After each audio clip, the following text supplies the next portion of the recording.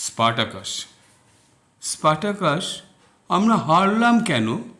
মৃত্যুর সামনে দাঁড়িয়ে থাকা স্পার্টাকাসকে প্রশ্ন করেছিল বৃদ্ধা। আমরা তো লড়েছি দুর্বলের হয়ে, স্বাধীনতার জন্যে, বঞ্চনার অবসানের জন্য। তাও এই পরাজয় কেন স্পার্টাকাস?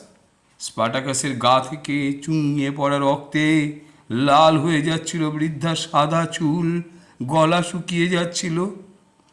স্পার্টাকাস বলতে চাইছিল কিন্তু বলতে পারল না। সত্য জিতবে বলে তো আমরা সত্যের পক্ষে দাঁড়াই না। বারবার সত্য হারে। তত্ত্বের খোলস থেকে যখনই রাস্তায় পা রাখে, গৌরবময় বীর গাথায় স্থান পাওয়ার আগে বহুবার সত্যের হত্যা হয়। সত্যকে তো একাকী মরতে দেওয়া চলে না। তার নিশ্চিত পরাজয়েও পাশে অবিচল দাঁড়াতে হয়। কেবল তাহলেই কবিতায় সত্য বাঁচবে, বিজয় সঙ্গীতে বেজে উঠবে সত্যের সুর। সত্যের পক্ষে দাঁড়াতে হয় আগামীর জন্য। সত্যের মৃতদেহের থেকে নবীন সত্যের চারা গাছ জন্ম নেবে। বেড়ে ওঠা সেই গাছের ছায়ায় বেড়ে উঠবে আগামী সন্তানেরা।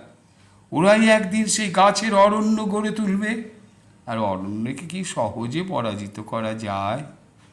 স্পার্টাকাস পরাজিত হয়েছিল, শাসকের থুতু বর্ষিত হচ্ছিল, কিন্তু বদ্ধভূমিতেও সত্যের পক্ষে রিজু ছিলেন স্পার্টাকাস। স্পার্টাকাস নিহত হয়েছিলেন। উত্তর না শুনেও বৃদ্ধা সেদিন ঘরে ফিরে গিয়েছিল সমস্ত উত্তর নিয়ে।